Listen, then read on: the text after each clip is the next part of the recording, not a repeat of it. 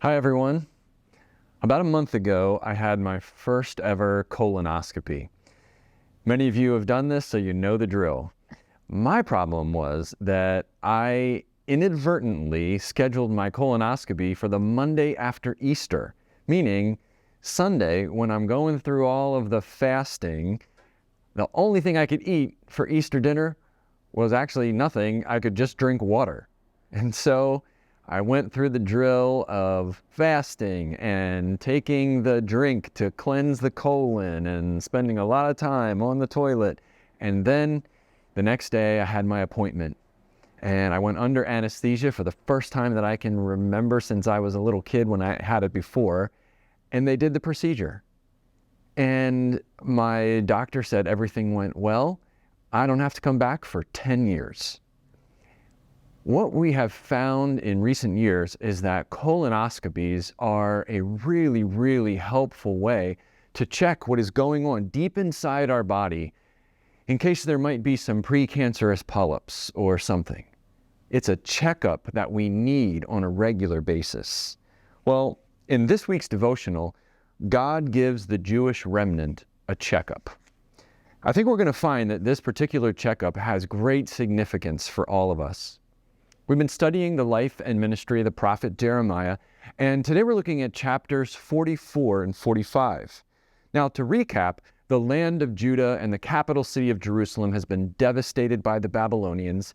They've taken most of the people in exile, and this remnant of Judeans has disobeyed God, and they have fled to Egypt, where they believe the Egyptians will give them safety. Well, last week we learned that God said that they're not going to be safe.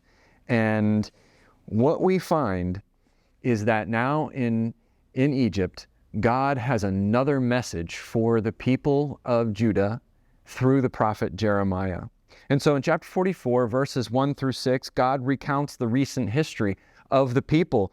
Basically, they've been rebellious time and time again, refusing to listen to God, refusing to listen to his prophets, and they have not repented.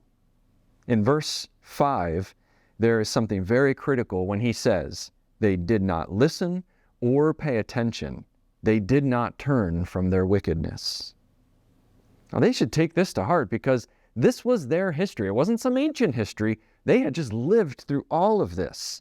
They had endured the Babylonian siege of Jerusalem, which led to their starvation and their destruction and exile, and then the fleeing to Egypt. They should be able to see clearly that it was their own rebellion and wickedness that led to their downfall. Well, sadly, this is not a people that is known for seeing things God's way. Many years before, after the reign of the godly King Josiah, the people were led by then a string of ungodly kings. Actually, we could go even back further than that, before the reign of the godly King Josiah, when there were other ungodly kings. And that's why Josiah was such an amazing reformer. He recovered the law of God that was missing. So the people were deep in rebellion. They knew their history. The thing is, we can make an educated guess that even here in chapter 44, where they are in Egypt, at this super low point, when God, through Jeremiah, tells them about their awful history, that they're just the kind of people who aren't going to care. But God is grieved, for something new has happened. We learn in verses 7 through 10 that God reveals that some of the people there in Egypt have been worshiping idols and pagan gods. He wants the people to know that this is an awful mistake, and they will not recover from this if they continue. They've already lost their beloved capital city. They're away from their land. And now God says if they keep it up, they will lose everything. God desperately wants the remnant to make a different choice. He wants them to choose him. How can they choose him? Well, in verse 10, he says something incredibly important, that choosing him will require humility, reverence, and following his laws and decrees. Those three words refer to our mind, our heart, and our actions. And I want us to look at each one of those. First, humility is something we can practice, for sure. We can actually learn to become more humble, but it starts in our mind. Humility is a choice to think about how to live a certain way. We consider our options, and with our minds, we deliberate among those options, and ultimately, we decide to act. So the principle of humility is that of thinking of ourselves, placing ourselves under the leadership of another. Humility is when we use our minds to believe that we are not the everything, that we might be in some kind of need. And once we humbly believe in our minds that we need help, our hearts then express awe or desire or reverence for that which we believe can help us. So often in life, though, our heart reveres things that are not worthy of reverence. We revere someone or something that we believe that will help us, will satisfy our desires or fulfill our needs. But this misplaced reverence, even though it is flowing from a humility that says we need help, it's looking in all the wrong places. Some revere money as the solution. Others might revere a person. Maybe some revere education or experience. What we revere is what we will end up choosing to follow. So we have this humility in our minds, reverence in our hearts, and then finally, flowing from that, we do make a choice to act. If we believe money is the solution to our problems, we'll likely pursue acquisition of wealth. We might even play the lottery. We might pursue a get-rich-quick scheme. Perhaps we will obsessively work. If we believe relationships are what we need to solve that deep inner longing, we will probably pursue people and we'll probably do it manipulatively. If we're feeling pressures in life and we want something to ease that pain, we can believe that we'll find satisfaction in books or social media or TV or maybe a substance like food or alcohol or an escapist fantasy like porn. And so what God is doing in this section is pointing to these centers of our being. He is trying to help the people of Israel to see that they need to give their being to Him. What goes on in our hearts and our minds leads to action. It's in our best interest then to nurture humble minds, reverence for God, and faithful actions in line with His will.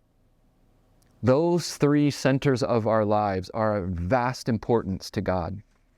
And He's watched as this remnant of Jews from Judah has turned away from Him, and they've sought protection in Egypt. And now they're worshiping false gods.